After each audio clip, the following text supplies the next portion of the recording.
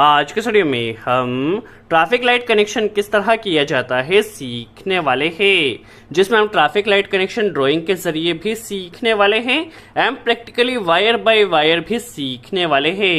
Video काफी interesting होने वाला है, वीडियो को लास्ट तक जरूर वॉच कीजिए।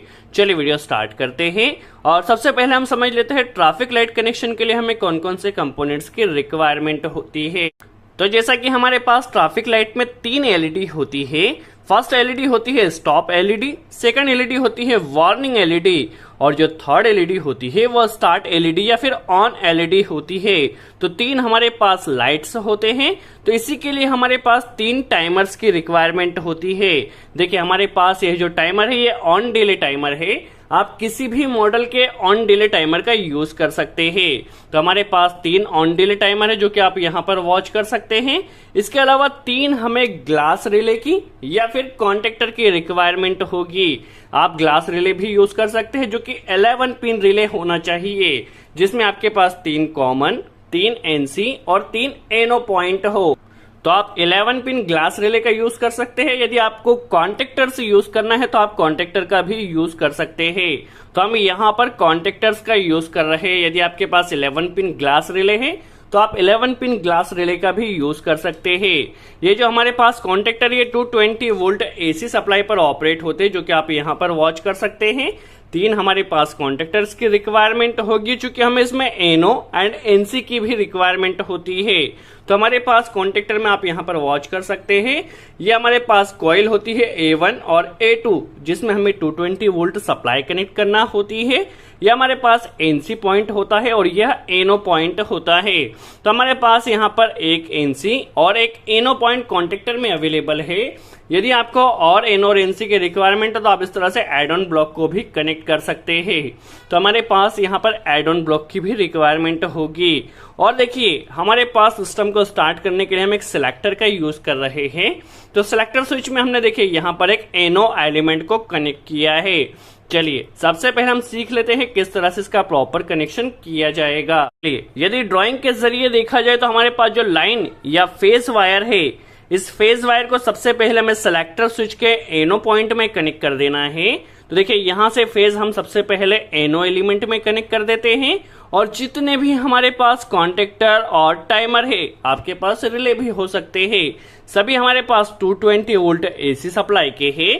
तो सभी में हमें न्यूट्रल कनेक्ट करना होगा।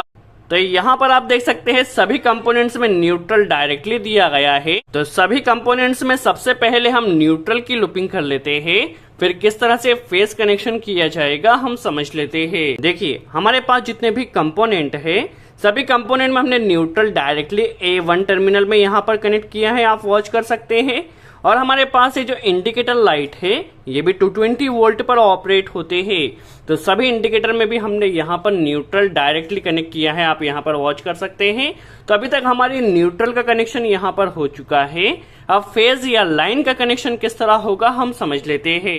देखिए यहाँ से हमने लाइन कनेक्शन लिया है, सबसे पहले सिलेक्टर स्विच में कनेक्ट किया है, आप यहाँ पर वॉच कर सकते हैं। ड्राइंग में भी हमने सिलेक्टर स्विच के एनो में यहाँ पर कनेक्ट किया है। सिलेक्टर स्विच के एनो के आउटपुट से हमें एक कनेक्टर लेना है।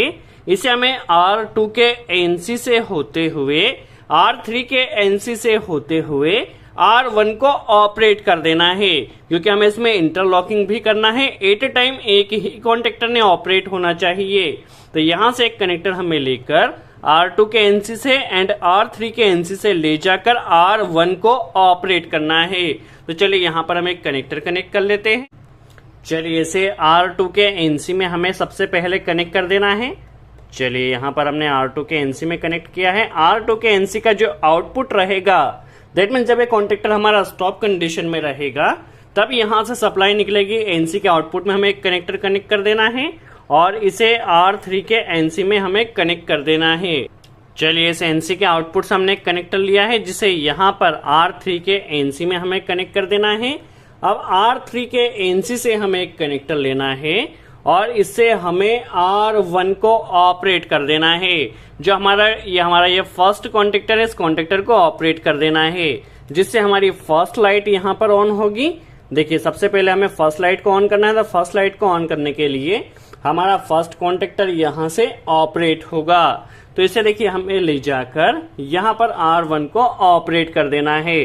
देखिए R1 के साथ ही हमें T1 को भी ऑपरेट करना है। आप यहाँ पर देख सकते हैं R1 की लूपिंग हमें यहाँ से लेना है और T1 टाइमर को भी यहाँ से ऑपरेट कर देना है। तो चलिए यहाँ पर हमें कनेक्टर ले लेते हैं और जिससे हमें T1 टाइमर को ऑपरेट कर देना है।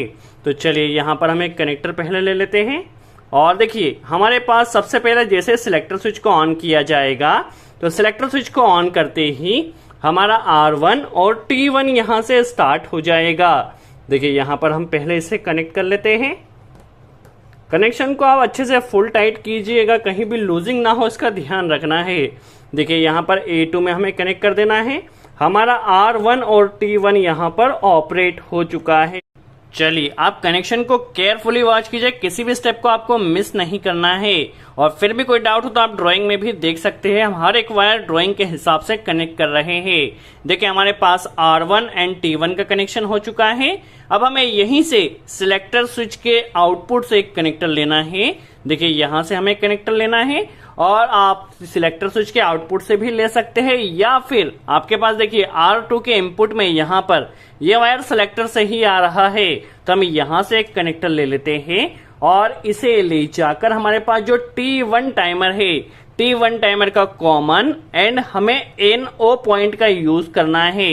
चलिए यहाँ पर हम पहले एक कनेक्टर कनेक्ट कर लेते हैं। देखिए सबसे पहले हमने यहाँ पर एक कनेक्टर कनेक्ट किया है और टाइमर में यहाँ पर आप देख सकते हैं 15 नंबर जो पॉइंट है यह कॉमन पॉइंट है, तो हमें कॉमन पॉइंट का यूज करना है। तो कॉमन में देखिए हमने यहाँ पर कनेक्शन में सप्लाई कनेक्ट कर दिया है। अब हमें इस टाइमर का NO पॉइंट का यूज करना है। दैट मीन्स फॉर एग्जाम्पल इस टाइमर में हमने 5 सेकंड सेट किया है, तो 5 सेकंड तक ये सप्लाई NC से जाएगी। जैसे ही 5 सेकंड कंप्लीट हो जाता है तो इसकी सप्लाई यहाँ NO से निकलेगी।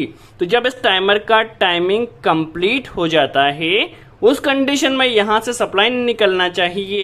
तो चलिए इसके NO में हम कनेक्ट कर देते हैं। देखिए जैसे स्टार्ट किया जाएगा तो जितना टाइम हमने टाइमर में सेट किया है उतने टाइम तक हमारा R1 कॉन्टेक्टर ऑपरेट होगा। जैसे ही टाइमिंग कंप्लीट हो जाती है तो यहाँ से सप्लाई निकलेगी। देखिए यहाँ से जो हमने इसका NO यूज किया है, देखिए यहाँ से हमें T1 के NO एंड R2 के NO को पैरेलल कनेक्शन कर देना है, क्योंकि कॉन्टेक्टर को हमें होल्डिंग भी कनेक्ट करना है। तो देखिए यहाँ पर हमने जो सप्लाई कनेक्ट किया है यहीं से हम एक कनेक्टर लेते हैं और इसे R2 के NO में कनेक्ट कर देते हैं। चलिए इसे हम R2 के NO में पहले कनेक्ट कर लेते हैं। चलिए इसे हमें यहाँ पर R2 के NO 14 नंबर में कनेक्ट कर देना है। अब हमें देखिए इस R2 का NO और T1 का जो NO है उसे पैरेलल में यहाँ से कनेक्ट कर देना है। तो R2 के आउटपुट से कनेक्टर लेकर यहाँ पर कनेक्ट कर देना है। चलिए अब इस R2 के NO का जो आउटपुट है इसे ले जाकर T1 के NO में यहाँ पर हमें पैरेलल में कनेक्ट कर देना है। किस तरह से इसकी वर्किंग होगी यह भी समझने वाले हैं। पहले हमें इसे यहाँ पर अच्छे से कनेक्ट कर देना है। अब यहाँ पर दोनों को हमें जो कॉमन पॉइंट मिला है इस कॉमन पॉइंट को देखिए हमें R3 के NC में ले जाना है और इस R3 के NC में देखिए हमने यहाँ पर एक एड ऑन ब्लॉक कनेक्ट किया है। देखिए R3 के NC से ले जाकर हमें R2 को ऑपरेट कर देना है। देखिए NC का आउटपुट से R2 की कॉइल A2 में हमें कनेक्ट कर देना है और यहीं से हमें T2 को भी ऑपरेट करना है। तो यहाँ से एक कनेक्टर यहाँ कनेक्ट करना है और यहीं से टाइमर के T2 को भी ऑपरेट कर देना है। चलिए यहाँ से हमने देखिए एक कनेक्टर लिया है इस NC के आउटपुट से, इसे हमें R2 कॉन्टेक्टर को ऑपरेट करना है। तो R2 कॉन्टेक्टर के A2 पॉइंट में इसे हमें यहाँ पर कनेक्ट कर देना है और यहीं से देखिए हमें यहाँ पर इस T2 कॉन्टेक्टर को भी ऑपरेट करना है। तो T2 कॉन्टेक्टर को भी यहाँ पर हम ऑपरेट कर देते हैं। चलिए इतनी इसकी कंट्रोलिंग किस तरह से वर्क करेगी हम समझ लेते हैं। किस तरह से हमारा फर्स्ट कॉन्टेक्टर स्टार्ट और स्टॉप होगा, किस तरह सेकंड कॉन्टेक्टर स्टार्ट स्टॉप होगा हम समझ लेते हैं। देखिए जैसे ही सिलेक्टर को ऑन किया जाता है तो R2 और R3 के NC से हमारा R1 ऑपरेट हो जाता है। देखिए हमारा R1 सबसे पहले ऑपरेट हुआ। इसमें फॉर एग्जाम्पल R1 के साथ T1 भी ऑपरेट हुआ। फॉर एग्जाम्पल T1 में हमने यहाँ पर 5 सेकंड सेट किया है। ठीक है, यहाँ पे 5 सेकंड हमने सेट किया, हमारा R1 यहाँ से ऑपरेट हो चुका है। अभी यहीं से सप्लाई देखिए यहाँ पर भी आ रही है T1 में और R2 में आ रही है। फॉर एग्जाम्पल हमने यहाँ पे 5 सेकंड सेट किया है, तो 5 सेकंड बाद देखिए यहाँ पे जैसे ही 5 सेकंड इसके कंप्लीट हो जाते हैं, तो 5 सेकंड कंप्लीट होते ही इसके NO से सप्लाई निकलेगी। देखिए यहाँ से इसके NO से सप्लाई निकली और यह जाएगी R3 के NC से होते हुए, क्योंकि R3 अभी स्टॉप कंडीशन में है तो यहां से सप्लाई पास होगी। देखिए जैसे 5 सेकंड कंप्लीट होता है तो हमारा ये टाइमर स्टॉप हो जाएगा। जैसे ही टाइमर हमारा स्टॉप होता है तो T1 से यहां से सप्लाई निकलेगी और R3 के NC से निकलकर R2 को ऑपरेट करेगी। अब जैसे ही हमारा R2 ऑपरेट होता है तो R2 के ऑपरेट होने से यहाँ पर देखिए ये NC है, यह NO हो जाएगा।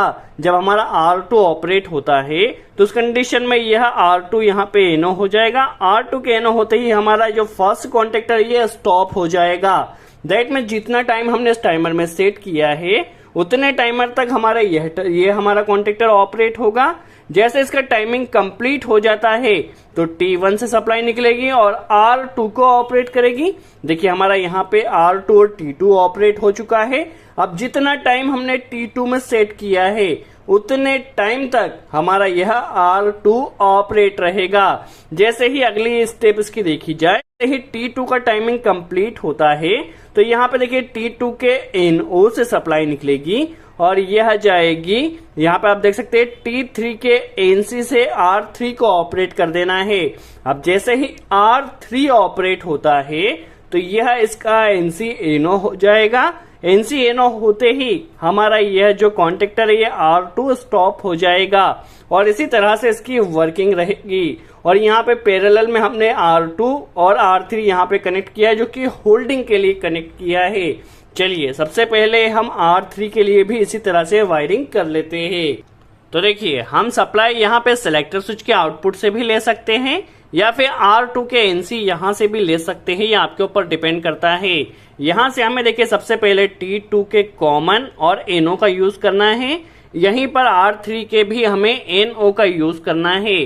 तो हम यहाँ पे देखिए सिलेक्टर से एक सप्लाई को पहले कनेक्ट कर लेते हैं और इसे हमें देखिए जो हमारे पास T2 का कॉमन पॉइंट है यहाँ पर कनेक्ट कर देना है। तो T2 का जो कॉमन पॉइंट है जो कि यहाँ पे 15 नंबर पॉइंट है, तो 15 नंबर पॉइंट में हमें कनेक्टर कनेक्ट कर लेते हैं और यहीं से हमें R3 के NO में भी कनेक्ट करना है। तो यहाँ पर देखिए हमने कनेक्टर पहले कनेक्ट कर लिया है। देखिए कनेक्टर को हमने अच्छे से लूप कर यहाँ पर जो कॉमन पॉइंट है 15 नंबर, यहाँ पर हमें इसे कनेक्ट कर देना है। देखिए यहाँ पर इसे कनेक्ट कर दिया है। अब इसे हमें R3 के NO पॉइंट में कनेक्ट करना है। तो इसे देखिए हमने R3 के NO पॉइंट में कनेक्ट कर दिया है। अब यहाँ से देखिए हमें इसे लूप करना होगा या कॉमन करना होगा T2 का जो NO का आउटपुट है और R3 का जो NO का आउटपुट है, यहाँ से यहाँ पर हमें इसे पहले लूपिंग कर लेना है क्योंकि हमें इसे पैरेलल कनेक्ट करना है। तो चलिए यहाँ पर हम पहले इसका पैरेलल कनेक्शन कर लेते हैं, फिर किस तरह से R3 को ऑपरेट किया जाएगा हम समझ लेते हैं। देखिए यहाँ पर इसे कनेक्ट किया है और इसे अभी हमने पैरेलल कनेक्ट किया है। अब इसका जो आउटपुट होगा वह जाएगा T3 के कॉमन एंड NC पॉइंट में। तो यहाँ पर हम एक कनेक्टर पहले कनेक्ट कर लेते हैं। तो चलिए इसे हम पहले यहाँ पर कनेक्ट कर लेते हैं और इसे T3 के कॉमन पॉइंट में हमें कनेक्ट कर देना है। देखिए हमारे पास T3 यह जो टाइमर है यह टेंस इलेक्ट्रॉनिक का टाइमर है। इस टाइमर में देखिए यहाँ पर 2 नंबर जो पॉइंट है ये कॉमन पॉइंट है, तो इसके हमें कॉमन में यहाँ पर कनेक्टर पहले कनेक्ट कर लेना है। इसका जो 1 नंबर पॉइंट है यह इसका NC है और 3 इसका NO पॉइंट है, तो हमें इसका NC पॉइंट यूज करना है। तो हम इसके 1 नंबर पॉइंट को यूज करना है। तो चलिए 1 नंबर पॉइंट का हमें यूज करना है, तो 1 नंबर में हमें कनेक्टर कनेक्ट कर लेते हैं और इससे हमें R3 एंड T3 जो हमारे पास ये जो टाइमर है दोनों को ऑपरेट कर देना है। चलिए T3 के NC से हमें सप्लाई लेना है, जो कि 1 नंबर पॉइंट है, ये NC पॉइंट है। तो देखिए यहाँ से हमें एक कनेक्टर लेना है, तो यहाँ पर एक कनेक्टर हम पहले कनेक्ट कर देते हैं और यहाँ से हमें R3 एंड T3 को ऑपरेट करना है। देखिए यहाँ पर कनेक्टर कनेक्ट हो चुका है। इसी से हमें जो R3 का A2 टर्मिनल है और जो T3 का A2 टर्मिनल है यहाँ पर हमें कनेक्ट कर देना है। देखिए इस तरह से हमारी यहाँ पर कंट्रोल वायरिंग कंप्लीट होती है। देखिए यहाँ पर किस तरह से इसकी वर्किंग होगी यह भी हम समझने वाले हैं। देखिए इसे यहाँ पर कनेक्ट कर दिया है और यहीं से हमारे पास T3 का जो कॉइल का A1 पॉइंट बचा हुआ है इसे यहाँ पर कनेक्ट कर देना है। देखिए हमारी कंट्रोल वायरिंग यहाँ पर कंप्लीट होती है। चलिए अब हमें तीनों लाइट्स का कनेक्शन करना है। तो यहाँ से देखिए सिलेक्टर के आउटपुट से हमें एक कनेक्टर लाना है और R1 के इनो को यूज करना है फर्स्ट लाइट के लिए, R2 के इनो को यूज करना है सेकंड लाइट के लिए और R3 के इनो को यूज करना है थर्ड लाइट के लिए। तो यहाँ से देखिए सिलेक्टर के आउटपुट से पहले हम एक कनेक्टर कनेक्ट कर लेते हैं। चलिए यहाँ से हमने कनेक्टर लिया है और इसे देखिए हमारे पास फर्स्ट कॉन्टेक्टर का एनो, सेकंड कॉन्टेक्टर का एनो और थर्ड कॉन्टेक्टर का एनो सभी एनो को यूज करना है ताकि जब हमारा कॉन्टेक्टर ऑपरेट हो उस कंडीशन में सप्लाई ने पास होना चाहिए। तो आप किसी भी एक एनो पॉइंट को यूज कर सकते हैं। देखिए इस एनो पॉइंट में हमने यहाँ पर कनेक्ट कर दिया है जो कि हमारी फर्स्ट लाइट के लिए कनेक्शन है। इसी तरह तीनों कॉन्टेक्टर का हमें एनो पॉइंट में कनेक्शन कर देना है। इस तरह हमें R2 का भी एनो यूज करना है। तो चलिए R2 के एनो में भी हमें कनेक्टर कनेक्ट कर देते हैं। दैट मीन्स तीनों एनो की हमने इनपुट सप्लाई को यहाँ पर लूप किया है जिस तरह ड्राइंग में किया गया है। आप यहाँ पर देख सकते हैं सभी में हमें यहाँ पे पहले लूप कर लेना है। तो चलिए तीनों कॉन्टेक्टर के हमने एनो को लूप कर दिया है। अब यहाँ पर देखिए इस कॉन्टेक्टर के एनो के आउटपुट से हमें फर्स्ट लाइट को ऑपरेट, यहाँ पर देखिए हमें कनेक्टर पहले कनेक्ट कर लेते हैं और इससे हमें फर्स्ट लाइट को ऑपरेट कर देना है। चलिए यहाँ पर हमने कनेक्टर कनेक्ट किया है। इससे हमारे पास जो ऑफ की एलईडी लाइट है इस ऑफ एलईडी लाइट को यहाँ से ऑपरेट कर देना। चलिए यहाँ पर हम इसे कनेक्ट कर लेते हैं। R2 से हमें सेकंड लाइट को जो वार्निंग एलईडी होती है इसे ऑपरेट कर देना। देखिए R2 के एनो से हमने कनेक्टर कनेक्ट किया है। जिस तरह हमने ड्राइंग में कनेक्शन किया है उसी तरह से हमने यहाँ पे वायर बाय वायर कनेक्शन किया है। आप ड्राइंग को केयरफुली वॉच कीजिए, किसी भी स्टेप को आपको मिस नहीं करना है। देखिए इसे हमें यहाँ पर कनेक्ट कर देना है। देखिए हमारे पास सेकंड लाइट का कनेक्शन हो चुका है। अब हमारे पास जो थर्ड R3 कॉन्टेक्टर है इसके एनो से स्टार्ट लाइट को या ऑन लाइट को ऑन कर देना है। चलिए R3 के एनो में हमने कनेक्टर कनेक्ट कर लिया है और इसे हमारे पास जो ऑन एलईडी लाइट है इस ऑन एलईडी लाइट में भी हमें यहाँ पर कनेक्ट कर देना है। तो यहाँ पर हमारा कनेक्शन कंप्लीट होता है। अब किस तरह से इसकी वर्किंग रहेगी हम समझ लेते हैं। देखिए तीनों टाइमर में जो हमने टाइमिंग सेट किया है वो 3 सेकंड सेट किया है। नॉर्मली यहाँ पर 5 मिनट 10 मिनट आपको जितना भी सेट करना हो आप यहाँ पर सेट कर सकते हैं। फॉर यहाँ पर प्रैक्टिकली डिमॉन्स्ट्रेशन के लिए हमने यहाँ पे 3-3 सेकंड सभी टाइमर में सेट किया है। चलिए हम पावर को ऑन कर लेते हैं। चलिए पावर को जैसे ही हमने ऑन किया, सिलेक्टर को जैसे ही हम ऑन करते हैं हमारी फर्स्ट लाइट ऑन होगी। देखिए जैसे सिलेक्टर ऑन किया फर्स्ट लाइट ऑन हुई, 3 सेकंड बाद सेकंड लाइट और 3 सेकंड बाद थर्ड लाइट। इसी तरह से लाइट कंटिन्यू ग्लो करती रहती है। नॉर्मल जो ट्रैफिक लाइट होता है उसमें 5 मिनट या 10 मिनट जो भी उनकी रिक्वायरमेंट होती है उस हिसाब से टाइमर में सेटिंग की जाती है। फॉर प्रैक्टिकल डिमॉन्स्ट्रेशन हमने यहाँ पे 3 सेकंड सेट किया है। आप देख सकते हैं systematic first light, second light और थर्ड लाइट यह कंटिन्यू इसी तरह से ग्लो करती रहती है। तो इस तरह आप ट्रैफिक कंट्रोल लाइट कनेक्शन काफी आसानी से कर सकते हैं। नॉर्मली यहाँ पर हमने कॉन्टेक्टर यूज किया है, आप यहाँ पे ग्लास रिले भी यूज कर सकते हैं, बट वहां पर आपके पास 3 कॉमन, 3 एनो और 3 एनसी होना चाहिए, 11 पिन रिले होना चाहिए। सो आई होप आपको कॉन्सेप्ट क्लियर हुआ हो। यदि वीडियो अच्छा लगा हो तो लाइक का बटन जरूर प्रेस करें। कोई डाउट हो तो कमेंट्स में जरूर पूछे। सो आज के लिए इतना ही। Thanks friends.